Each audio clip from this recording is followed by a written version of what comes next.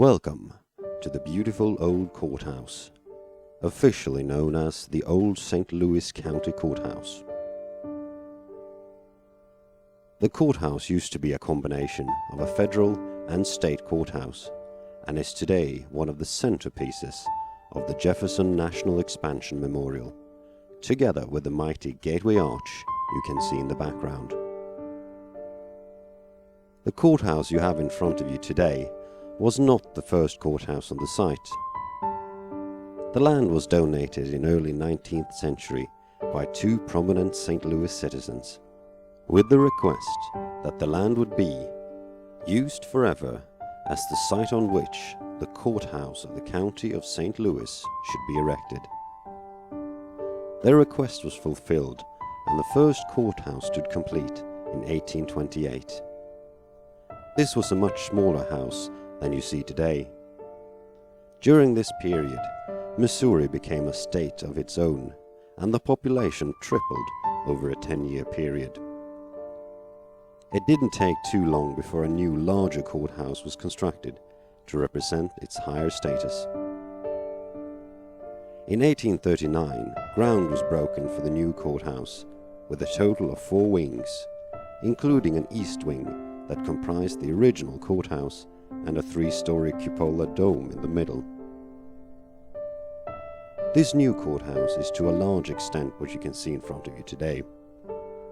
As I'm sure you have noticed, the building and its pantheon-like entrance in particular was inspired by ancient Greek architecture. However, some modifications were made in the mid-19th century.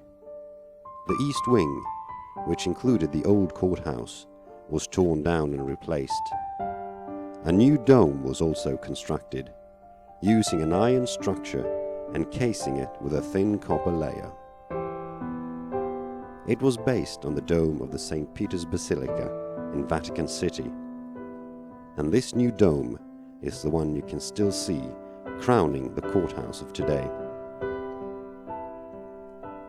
Throughout the years, the courthouse has been the place for several notable cases.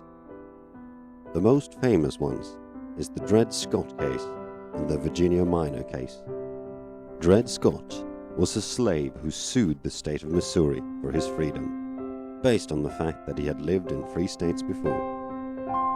After many appeals, the case was decided by the Supreme Court. The decision stated that slaves were property and as such had no right to sue. Many say that the Dred Scott case hastened the start of the Civil War. The other case, involving the woman activist Virginia Minor, was a case where she unsuccessfully argued that the 14th Amendment gave the women right to vote. The building ceased to function as a courthouse and was abandoned in the 1930s. When later, nearly 40 blocks surrounding the courthouse was razed, and the Jefferson National Expansion Memorial was founded, the courthouse became once again a centerpiece in the area and a symbol for the city of St. Louis. The memorial area was founded in honor of the U.S. President Thomas Jefferson and the Louisiana Purchase. The Louisiana Purchase was a deal Jefferson made between the United States and France, where France sold much of today's central US to the newly formed country, which effectively more than doubled the size of the United States. Today, the old courthouse is beautifully located between the Arch and the Kainerplatz, which main fountain and its statue, the Runner, you have in front of you. The courthouse stands out as a white pearl in the heart of downtown St. Louis, which truly creates a unique cityscape.